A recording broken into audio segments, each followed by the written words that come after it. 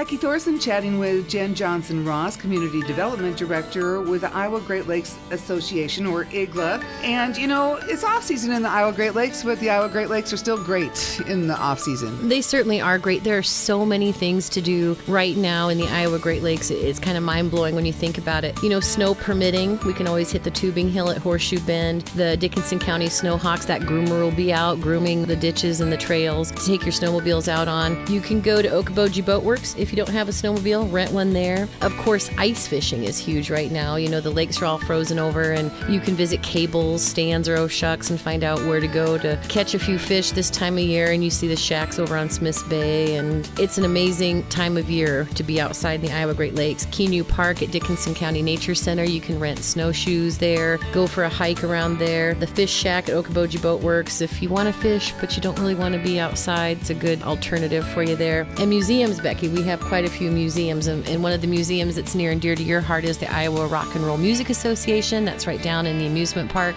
Also in the amusement park is the Maritime Museum. Very cool museum there, and they have a really quaint gift shop. And then you can spend at least a half a day inside the Ultimate Man Cave, and that's at Okoboji Classic Car Museum in Milford. And if you haven't been there, I encourage you to go there. It's absolutely phenomenal. And if retail therapy is your thing, you know, there are year-round boutiques and gift shops and Okoboji apparel. Microbreweries, we're really fortunate here in the Iowa Great Lakes to have Okoboji Brewing Company and Westo. If you want to sling some paint and get creative, you know, we have Curio Castle and Art on 16th in Spirit Lake, where you can paint your own pottery. And of course, Creative Spirits with Barb Clayton and her gang on Hill Avenue, where you can, you know, create some art yourself. So there's always something to do in the Iowa Great Lakes, regardless if there's open water or not. And you can visit our website, which is iagreatlakes.org, and we have a really comprehensive calendar of events to keep you busy in the Iowa Great Lakes. Lots going on throughout the year anymore. You're gearing up now for the new season that's coming, though. Let's look ahead just a little bit. We're looking ahead to the spring, and, you know, the Iowa Great Lakes Association, we like to keep our finger on the pulse of keeping the Iowa Great Lakes just that great.